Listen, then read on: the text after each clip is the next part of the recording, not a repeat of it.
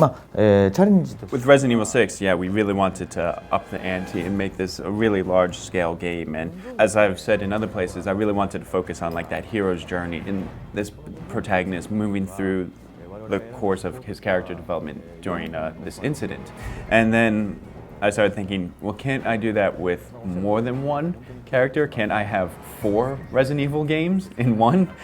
So from then, we really had to ramp up the production schedule and the staff involved. What we decided is we weren't going to focus on making the campaigns individually because that would have taken too long. We made these units, these different teams that would focus on making stages individually. So each of these units acted almost like their own development company. 今回取り組みの一つに We had individual units working on individual components of the game. So there was a team working on the Joavo, there was a team working on zombies, there was a team working on the stage where Jake has to flee from the Ustanak.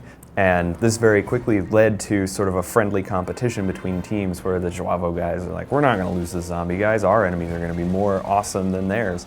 And every set period, we would get together and we would have a team-wide review of the game.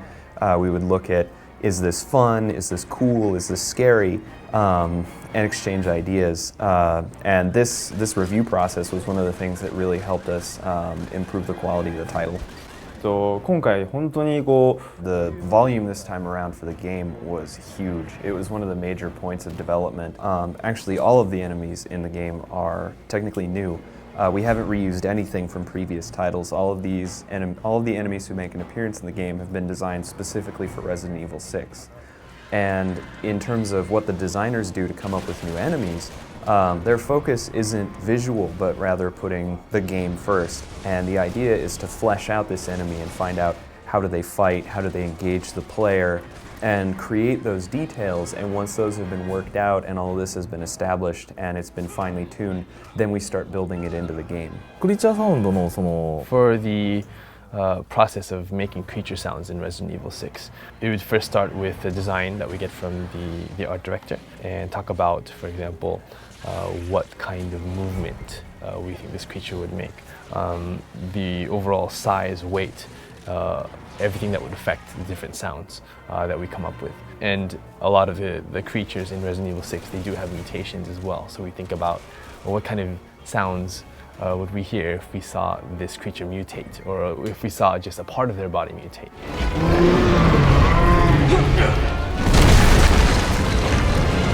Obviously, the main focus when we set out to do RE6 was to create the next chapter in the survival horror series. And we really wanted to capture this kind of idea of horror and having to flee from your enemies. And so each chapter and each character possess a different type of horror, a different type of horror focus.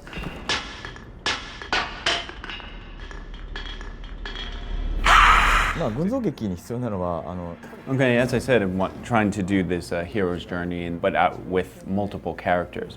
And the reasoning for that was, what if you take this one incident, but then if you have all these characters, they're not all going to react the same way. They all have their own points of view.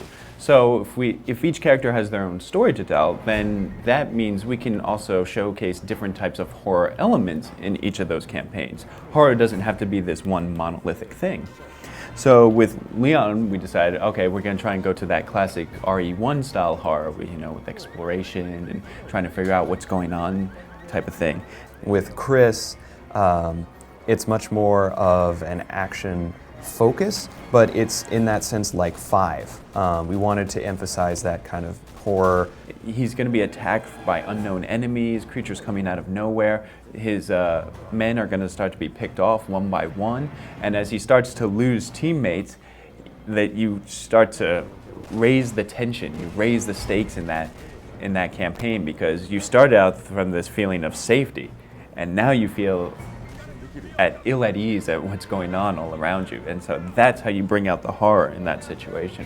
And with Jake, it's the fear of being pursued. The Ustanak is chasing him, he has to flee. It's this unstoppable force that he has to run from because he can't face it.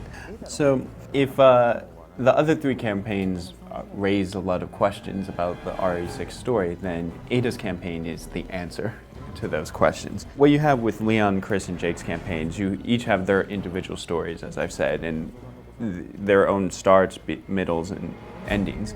But when you get to the end of all their campaigns, there's some things you may not understand completely, or you may wonder, oh, well, why did that happen? I still don't get that. Well, that's where Ada's campaign comes in.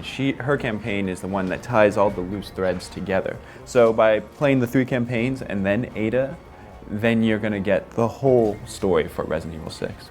So the fact that you get these different types of horror tastes, I think, is something that's really unique about Resident Evil 6, and I think that's what is going to really help bring it home for the fans, that they can experience all these different versions of the game. Hold on!